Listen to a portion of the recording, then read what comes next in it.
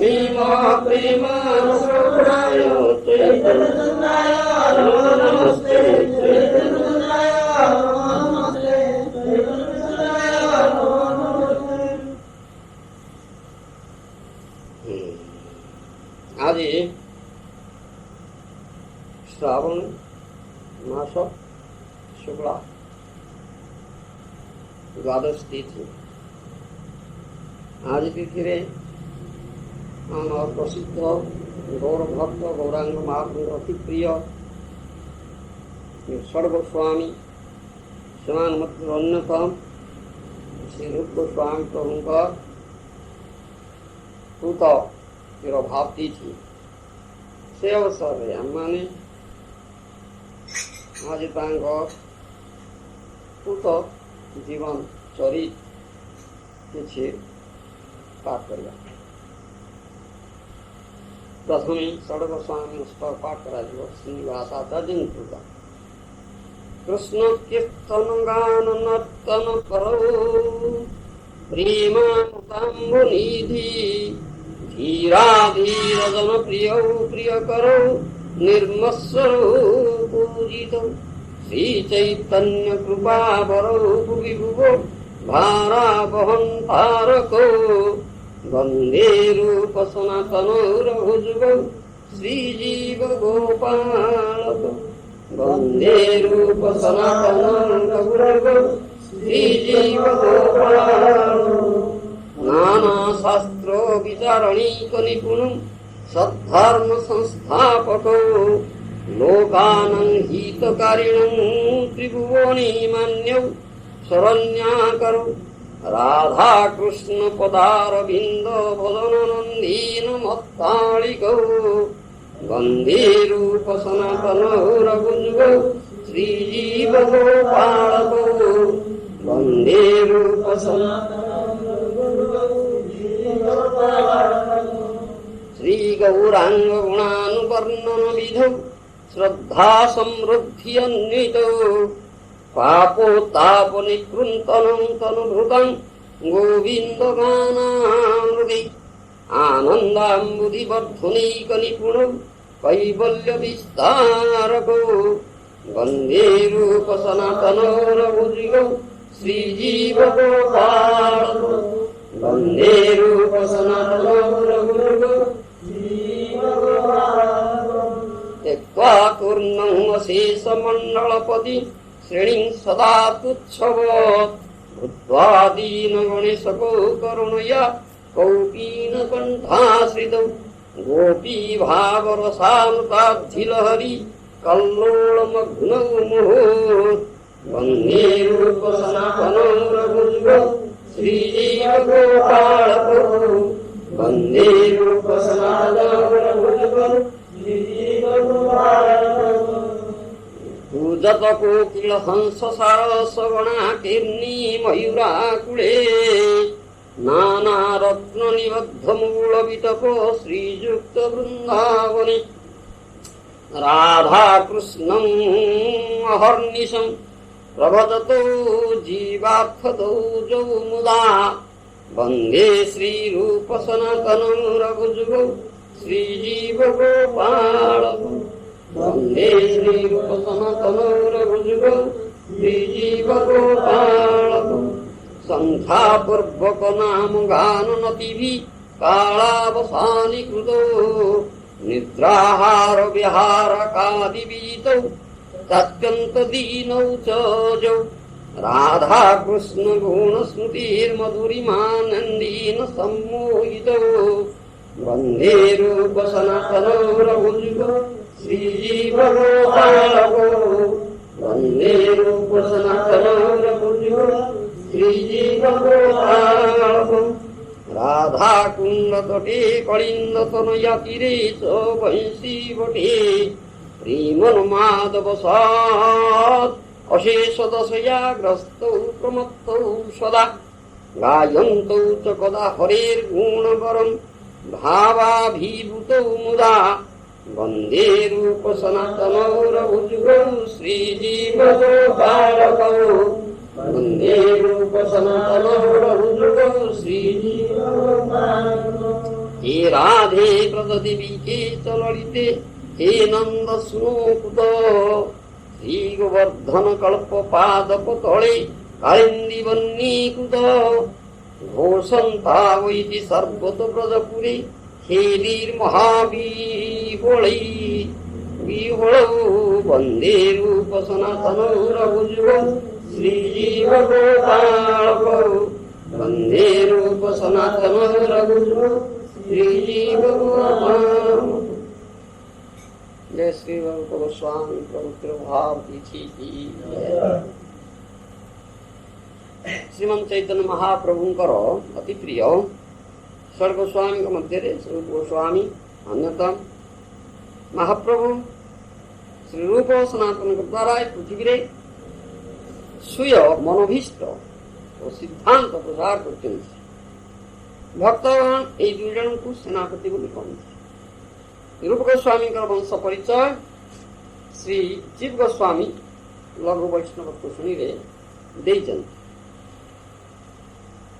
उद्यत चारुपाद क्रमाश्रितवती जस्यामृतस्राविणी तिहा कल्पलतात्रयी मधुकरी भूयो नृत्यते रेजे राजसभा सभाजित पद कर्नाटक भूमिपति श्री सर्वज्ञ जगत गुरु भुवि भरद्वाजन्वय ग्रामणी अर्थात सर्वज्ञ जगत गुरु नाम रे कर्नाटक देशाधिपति पृथ्वी मध्य रे जनेक विख्यात नृपति थिले। तांकर उत्कृष्ट शब्द विन्यासमयी अमृत निस्यंगिनी एवं वेदत्रय रूप कल्पलतारे मधुकरी तुल्या जिहा निरंतर नृत्य करुथाए। तांकर पाद पंकज जुगल राजामान द्वारा पूजित होते एवं से भरद्वाज गोत्र श्रेष्ठ व्यक्ति थिले। यही कर्नाटक भूपति जगतगुरु श्री सर्वज्ञंकर अभ्युदय काल द्वादश शक शताब्दी रे श्री अनिरुद्ध देवंकर दुई पुत्र श्री रूपेश्वर और हरिहर।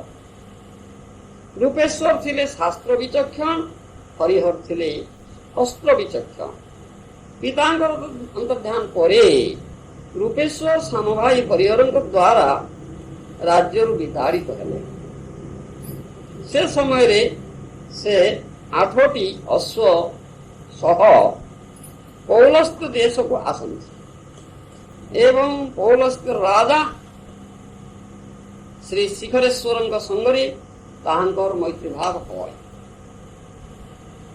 रूपेश्वरंकर एक सुंदर पुत्र जन्म ग्रहण करते।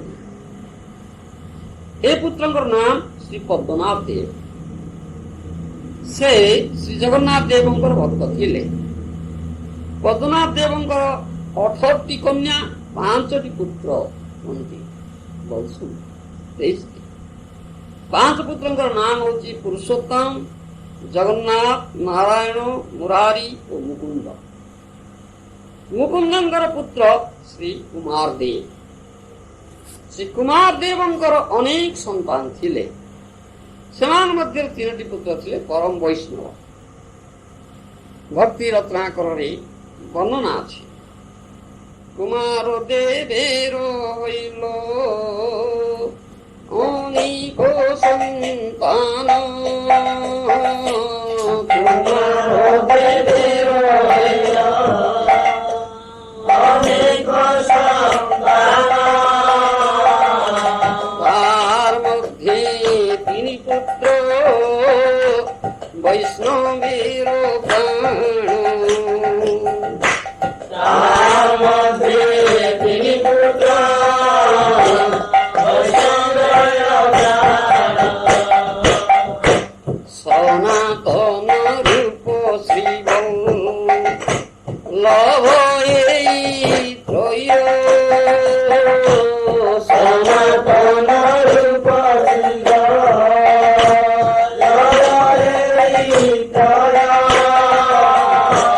सगोत्र नेत्र देव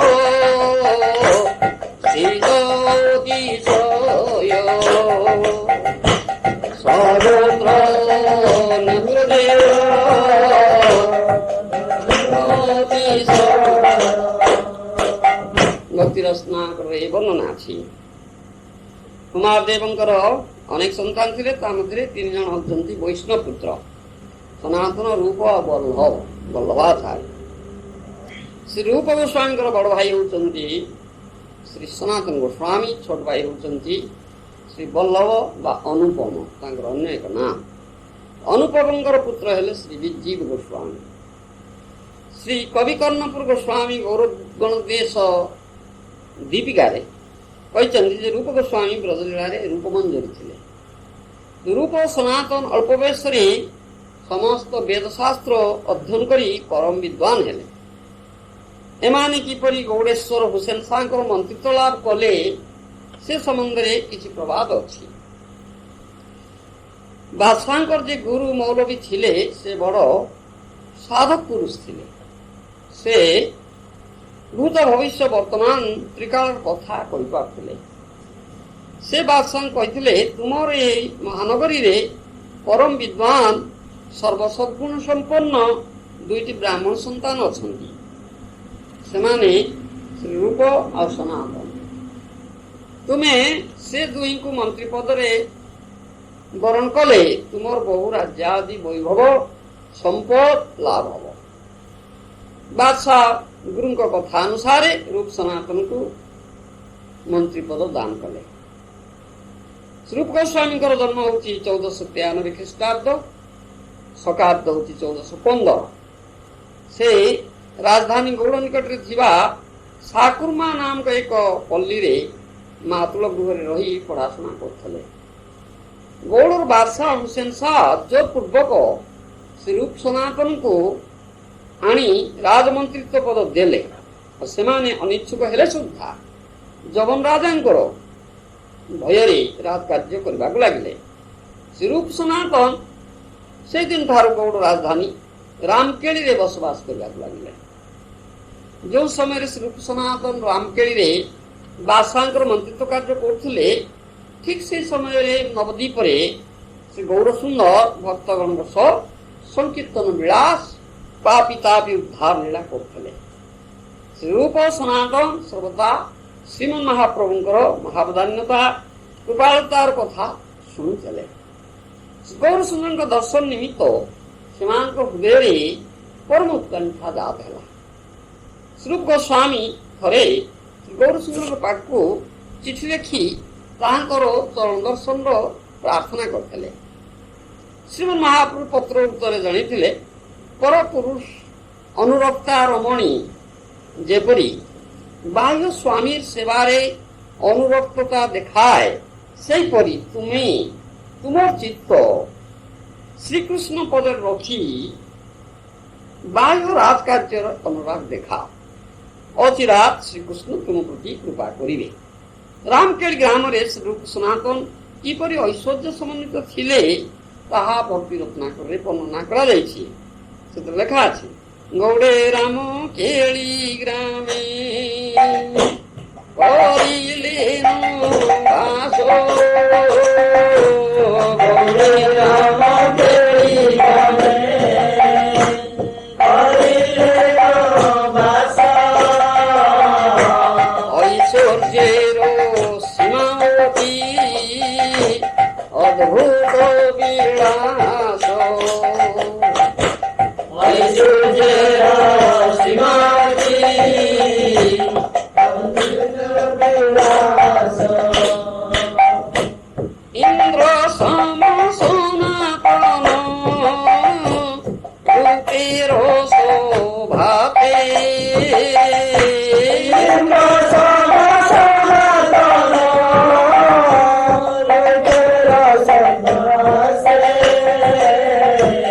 আইসে শাস্ত্র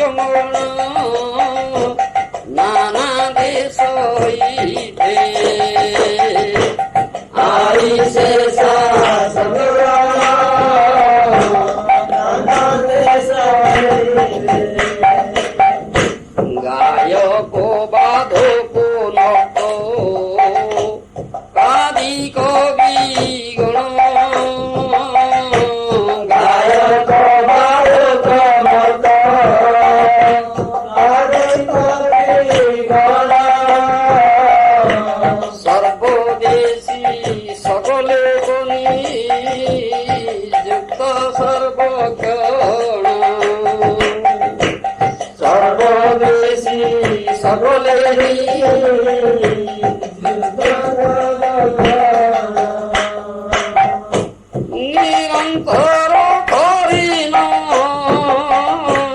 নিকর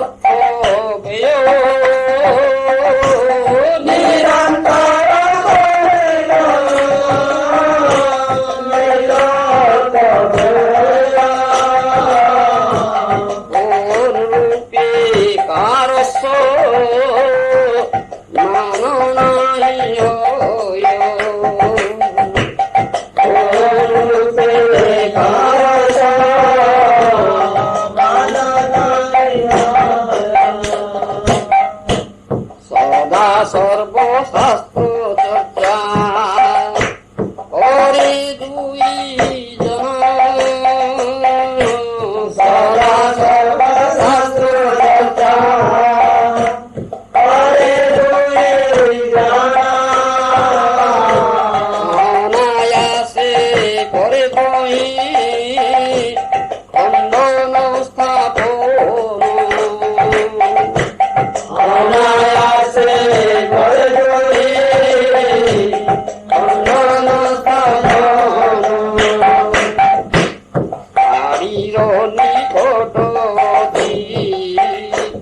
নিভৃত স্থানে বাড়ির নিকট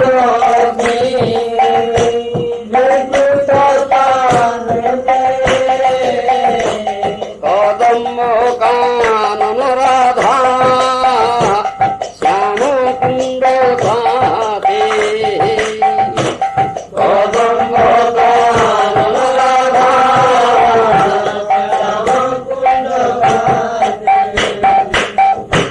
বৃন্দাবন লীলা কথা ওই চিন্তন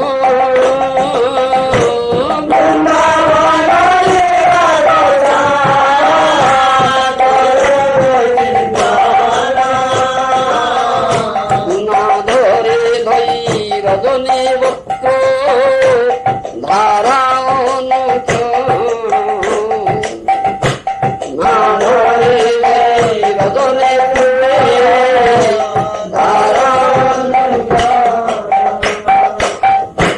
শ্রী বিগ্রহ মদন কন সেবার শ্রী বিগ্রহ মদন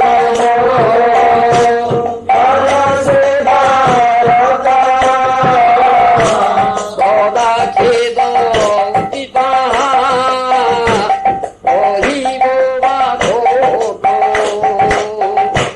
সদা খেদ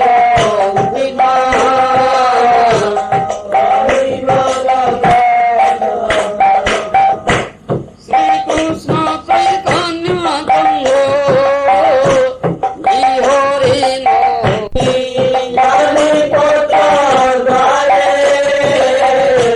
তোমা শিখাইতে সব কইল বারে বারে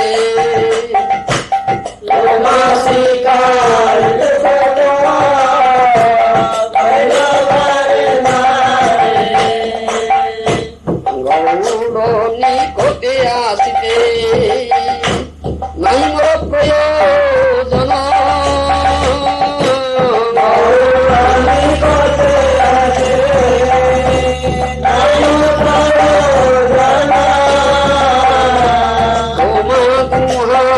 দেখতে ইহা গম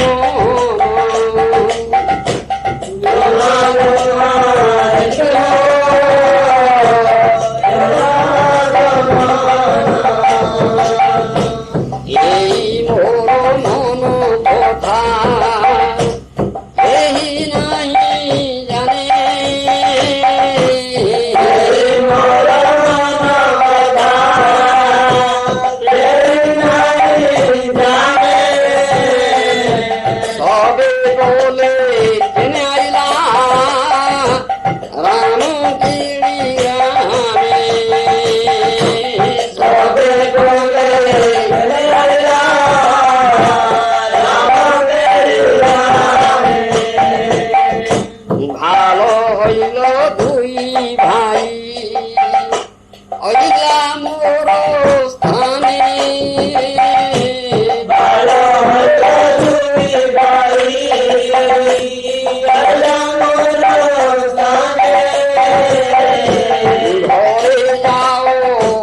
কিছু না করিও মনে ঘরে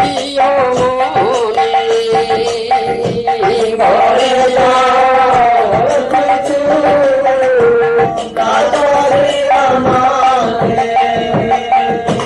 জন্মে জন্মে ধুই তুমি আমার কিঙ্কর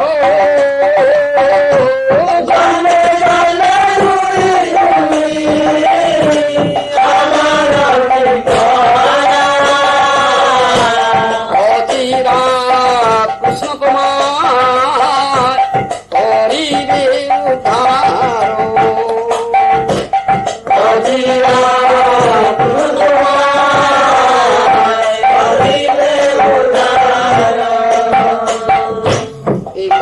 श्रीमन महाप्रभु कहले श्रीमन महाप्रभु श्री रूप सनातन को विविध उपदेश और प्रबंध दे विदा देले सेमाने जीवा समय बारंबार श्रीमन महाप्रभु चरण जुगल श्री धारण प्रार्थना करी समस्त गौर भक्तंकर श्री अद्वैत हरिदास गदाधर पंडित प्रभुजींकर आशीर्वाद ग्रहण पूर्वक विदा नेले समस्ते परिध्वनि पूर्वक कहले तुमମାନଙ୍କର କୌଣସି ଭୟ ନା ମହାପ୍ରଭୁଙ୍କର କୃପା ହେଇଛି।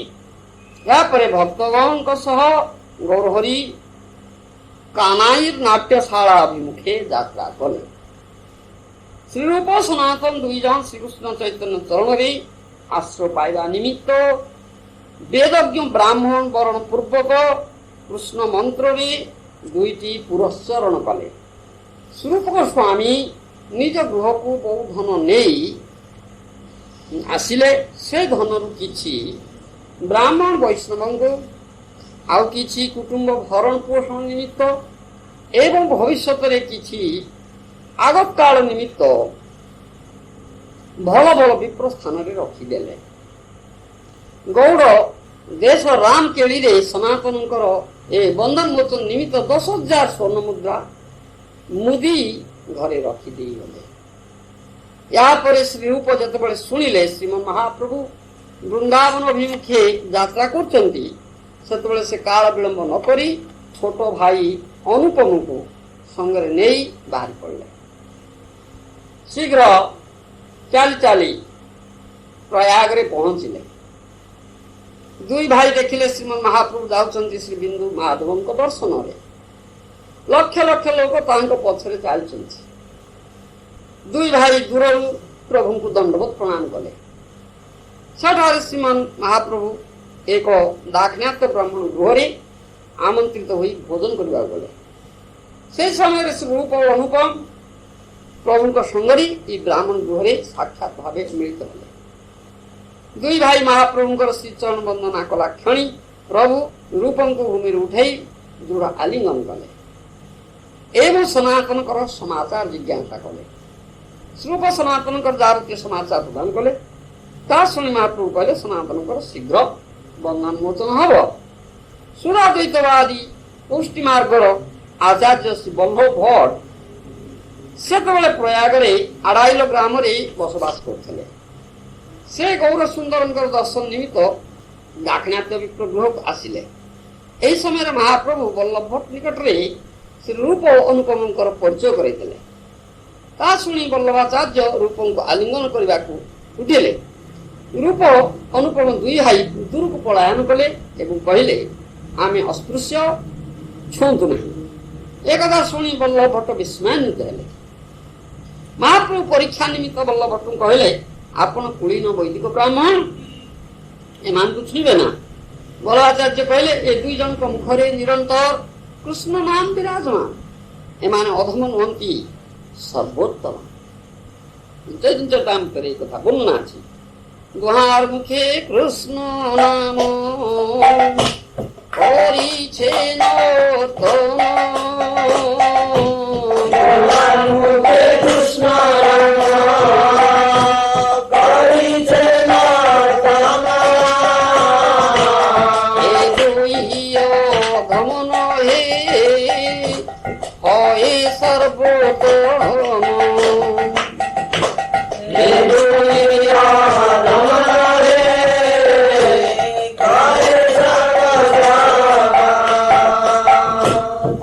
ବୃତ୍ତାନ୍ତରେ ଏ ବର୍ଣ୍ଣନା ଅଛି।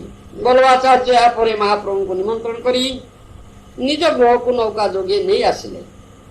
ସଙ୍ଗରେ ଶ୍ରୀରୂପ ଅନୁରୂପ ମଧ୍ୟ ଆସିଲେ। ସେଠାରେ ଶ୍ରୀମନ୍ ମହାପ୍ରଭୁ ତାଙ୍କର ଭୋଜନର ଅବଶେଷ ରୂପ ଅନୁପମଙ୍କୁ ଦେଲେ। ପୁନଃ ମହାପ୍ରଭୁ ରୂପ ଅନୁପମଙ୍କୁ ସଙ୍ଗରେ ନେଇ ପ୍ରୟାଗକୁ ଫେରି ଆସିଲେ। ମହାପ୍ରଭୁଙ୍କ ଦର୍ଶନ ନିମିତ୍ତ ବହୁ ଲୋକ ଭିଡ଼ ହେବାକୁ ଲାଗିଲା।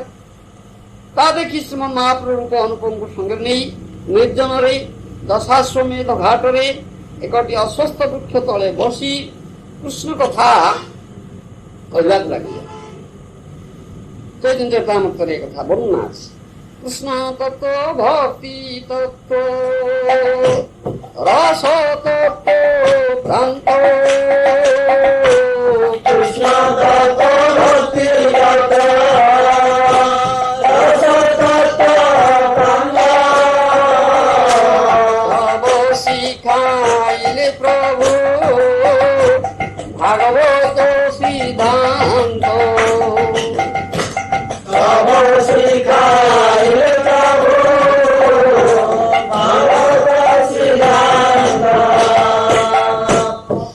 ଶ୍ରୀରୂପଙ୍କର ହୃଦୟରେ ଶ୍ରୀମନ୍ ମହାପ୍ରଭୁ ଶକ୍ତି ସଞ୍ଚାର କରି ସର୍ବତତ୍ତ୍ୱ ଶିକ୍ଷା ଦେଇ ପ୍ରବୀଣ କରିଦେଲେ। ଶେଷରେ ଶ୍ରୀମନ୍ ମହାପ୍ରଭୁ କହିଲେ, ମୁଁ ଭକ୍ତି ରସର ସାମାନ୍ୟ ଦିଗ୍ଦର୍ଶନ କଲି, ଏହାକୁ ତୁମେ ବିସ୍ତୃତ ଭାବେ ବର୍ଣ୍ଣନା କର। କୃଷ୍ଣ କୃପା ହେଲେ ଅଜ୍ଞ ମଧ୍ୟ ରସ ସିନ୍ଧୁ ପାଇପାରେ। ଏହାପରେ ଶ୍ରୀମନ୍ ମହାପ୍ରଭୁ ରୂପଙ୍କୁ ବୃନ୍ଦାବନ ଯିବାକୁ ଆଦେଶ ଦେଇ ପରେ ନିଜେ ପୁରୀ ଧାମରେ ମିଳିତ ହେବା ଆଦେଶ ଦେଲେ। ଦୁଇ ଭାଇ ବୃନ୍ଦାବନ ଅଭିମୁଖରେ ଯାତ୍ରା କଲେ। ମହାପ୍ରଭୁ ବାରାଣସୀରେ ତପନ ମିଶ୍ରଙ୍କର ଗୃହରେ ଅବସ୍ଥାନ କରୁଥିଲେ। ସେତେବେଳେ ଶ୍ରୀ ସନାତନ ଶ୍ରୀମନ୍ ମହାପ୍ରଭୁଙ୍କ ପାଖରେ ପହଞ୍ଚିଲେ। ମହାପ୍ରଭୁ ସନାତନଙ୍କୁ ଦେଖି ଭାରି ଖୁସି ହେଲେ ଏବଂ 2 ମାସ କାଶୀରେ ରହି ସନାତନଙ୍କୁ ସବୁ ଶିକ୍ଷା ଦେଲେ। ସନାତନଙ୍କୁ ମହାପ୍ରଭୁ ବୃନ୍ଦାବନ ଯିବାର ଆଦେଶ ଦେଇ ନିଜେ ପୁରୀ ଧାମ ଅଭିମୁଖେ ଯାତ୍ରା କଲେ। ଯେତେବେଳେ ସନାତନ ବୃନ୍ଦାବନ ଅଭିମୁଖେ ଯାତ୍ରା କଲେ ସେତେବେଳେ ଶ୍ରୀରୂପ ବୃନ୍ଦାବନରୁ ଗୌଡ଼ଦଶ ହେଇ ପୁରୀ ଦିଗରେ ଯାତ୍ରା କଲେ। ତେଣୁ ଭେଟ ହେଇଯିବେ।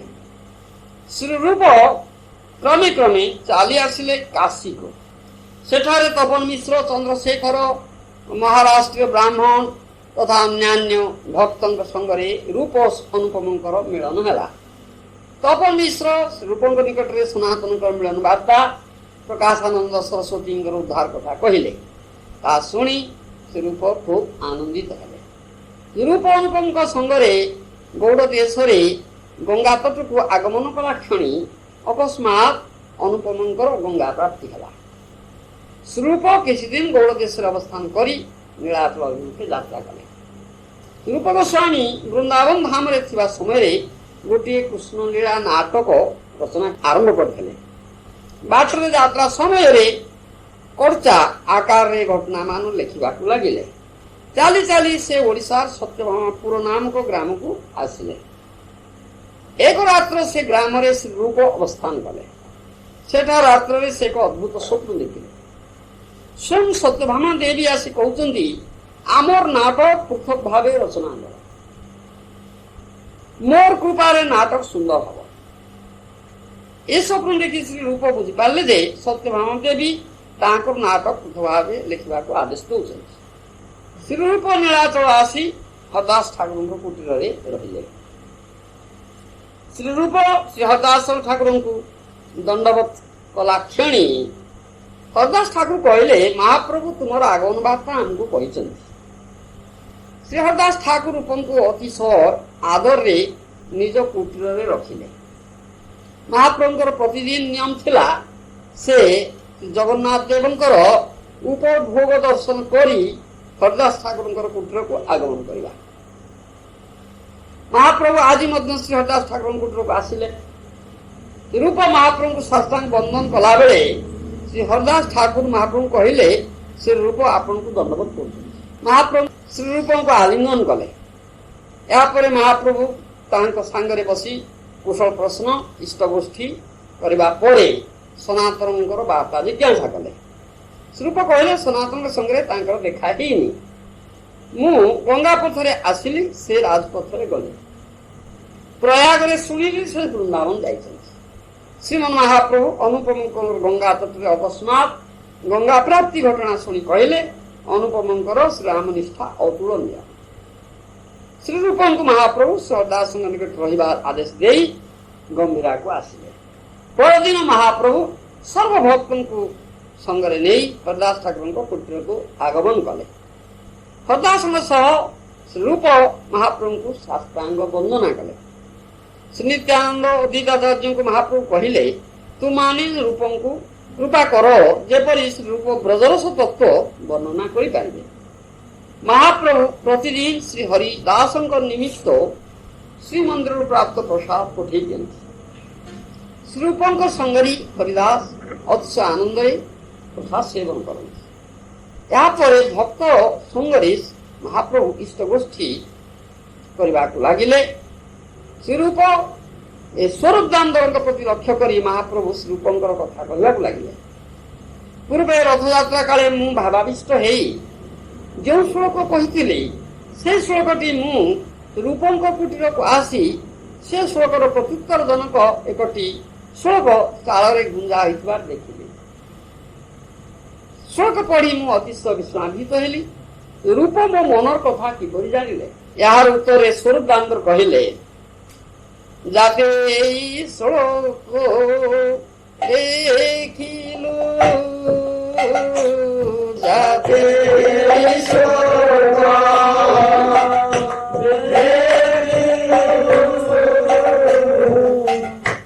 তুমি কই রাস কৃপা তবহি জানিলু, তুমি কই রাস কৃপা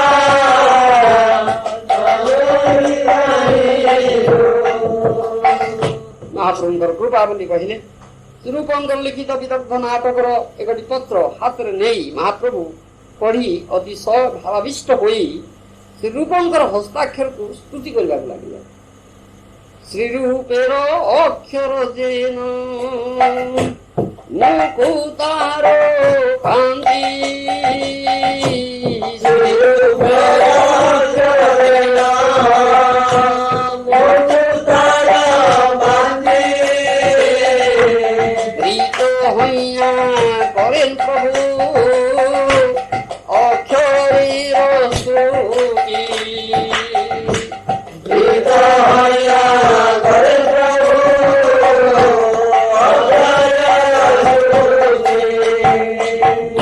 ভাবাবিষ্ট হৃদୟରେ ମହାପ୍ରଭୁ ଯେତେବେଳେ ଶ୍ଲୋକଟି ପଢୁଥିଲେ, ସେତେବେଳେ ଶ୍ରୀ ହରିଦାସ ତାହା ଶ୍ରବଣ କରି ନୃତ୍ୟ କଲେ ଏବଂ କହିଲେ, କୃଷ୍ଣ ନାମେର ମହିମା ସାଧୁ ଶାସ୍ତ୍ର ମୁଖୁ ଜାନି, କୃଷ୍ଣ ନାମେର ମହିମା ସାଧୁ ଶାସ୍ତ୍ର ମୁଖୁ জানি, নামের মহিমা এইছে কাহা নাহি শুনি, নামের মহিমা এইছে কাহা নাহি শুনি।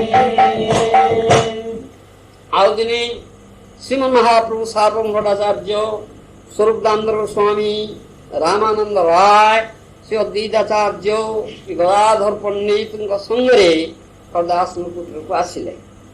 ହରଦାସ ଠାକୁର ଶ୍ରୀରୂପଙ୍କ ସହିତ ସମସ୍ତଙ୍କର ବନ୍ଦନା କଲେ। ଏହାପରେ ଶ୍ରୀମନ୍ ମହାପ୍ରଭୁ ସମସ୍ତଙ୍କୁ ନେଇ ଇଷ୍ଟଗୋଷ୍ଠୀ କରି ରୂପଙ୍କର ବିଦଗ୍ଧ ମାଧବ ନାଟକ ଓ ଲଳିତ ମାଧବ ନାଟକର କଥା ଉତ୍ଥାପନ କଲେ। ହରିଦାସ ସମସ୍ତଙ୍କ ପାଖରେ ଦୁଇ ନାଟକର ଭୂୟସୀ ପ୍ରଶଂସା କରିବାକୁ ଲାଗିଲେ। ଏହା ଶୁଣି ସାର୍ବଭୌମ ପଣ୍ଡିତ ଓ ରାମାନନ୍ଦ ରାୟ ନାଟକ ଦ୍ୱୟର ଭୂମିକା ଶ୍ରବଣ କରିବାକୁ ଇଚ୍ଛା କଲେ। ଶ୍ରୀରୂପ ଅତିଶୟ ଲଜ୍ଜାବଶତ ଅବନତ ଶିରରେ ବସି ରହିଲେ। ମହାପ୍ରଭୁ କହିଲେ, ଲଜ୍ଜା କାହିଁକି?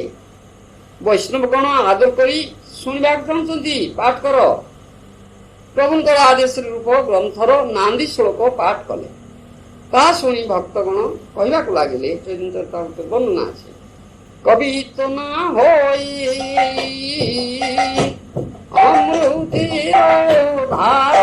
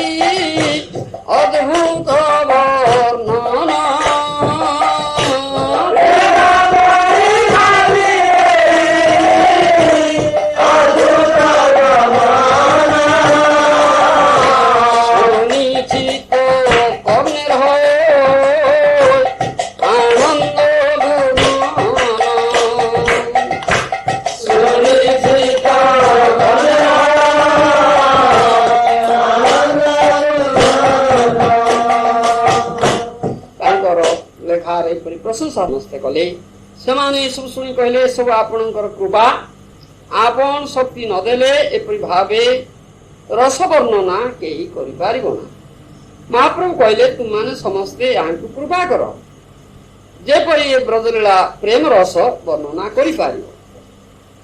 यार बड़ भाई सनातन पृथ्वी रे तापरि विज्ञ व्यक्ति मु देखिनी श्री रूप समस्त गौर भक्तंकर पाद पद्म वंदना कृपा आशीर्वाद प्रार्थना कले समस्त स्वरूपों को कृपा आशीर्वाद देले। एपरि भावे स्वरूप नीलाचल रे भक्त संगे दोल यात्रा पर्यंत रही महाप्रभु भक्तगण ठार विदाय नहीं गौड़ देश अभिमुखे यात्रा कले। रूप गौड़ देश रे निज गृह किछि आवश्यक कार्य पूर्ण करी शीघ्र वृंदावन अभिमुखे यात्रा कले। रूपंकर वृंदावन में पहुंचा पूर्व सनातन नीलाचल दिगरे यात्रा कर सारी। भक्ति रत्नाकर वर्णना अच्छी वृंदावनी रूप सोना अनादि द्वारायो वृंदावनी रूप सोना अनादि द्वारायो कैलो लौकिक कार्य प्रभु गौरवाय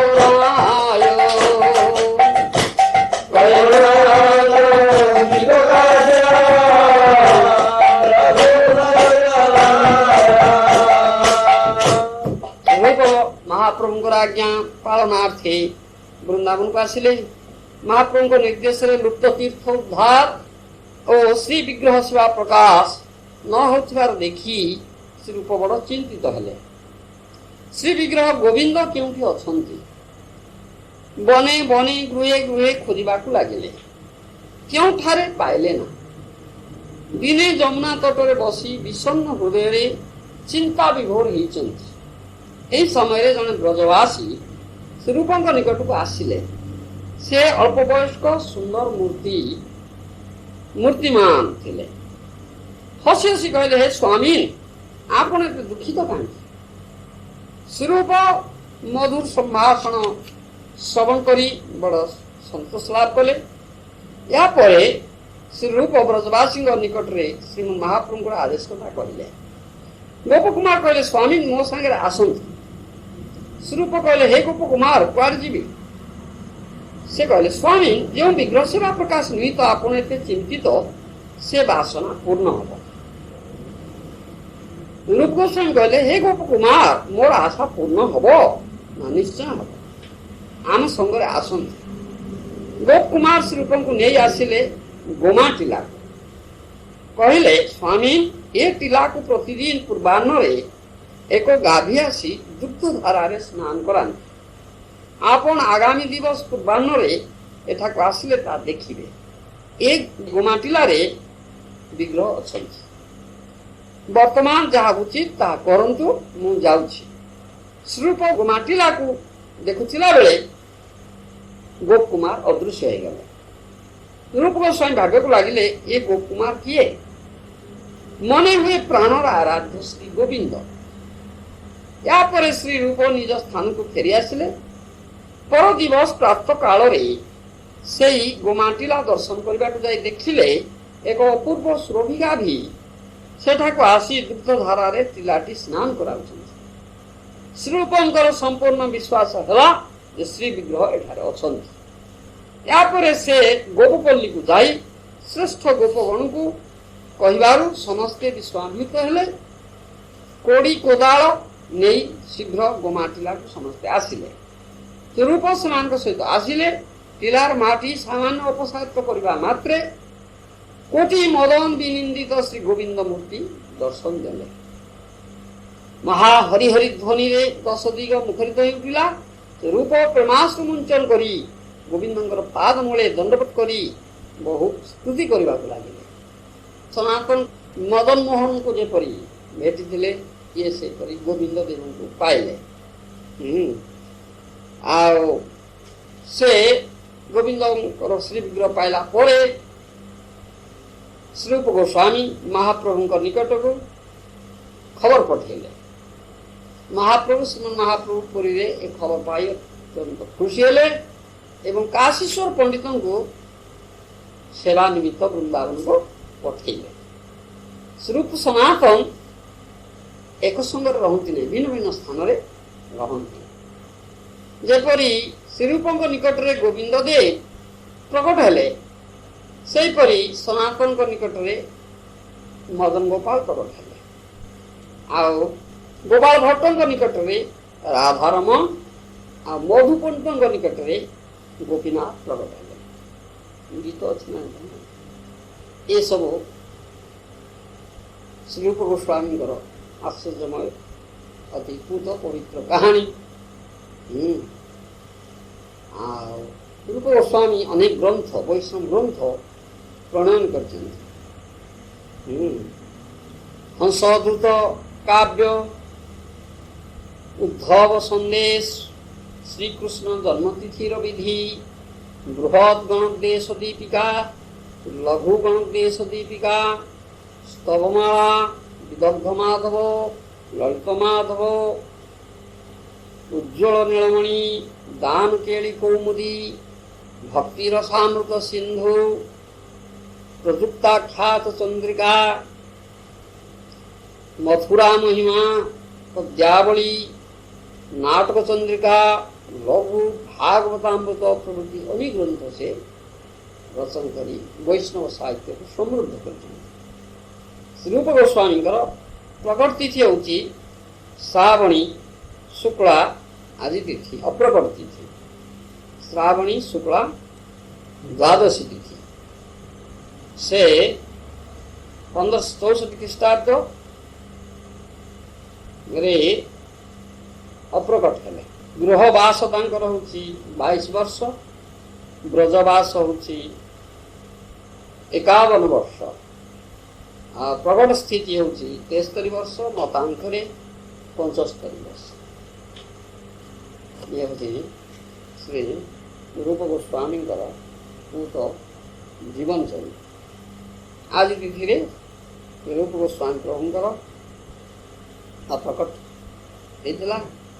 तेणु आज तिथि आम मैंने श्रीरूप गोस्वामी किंचित पवित्र गुणगाथा जन्म चरित्र जीवनी चरित्र पाठ कले एवं श्रीरूप गोस्वामी प्रभुंकर पाद पद्मे यही प्रार्थना आम करूँ से कृपा कले तांकर अपेक्षित कृपा जदि आम करेंगे ताहले आम माने गौरांग महाप्रभु कृपा लाभ कर आम जीवन सार्थक हो। ये हूँ आम आज दिवस रूप गोस्वामी प्रभु प्रार्थना। जय श्री रूप गोस्वामी प्रभु तिरोधान की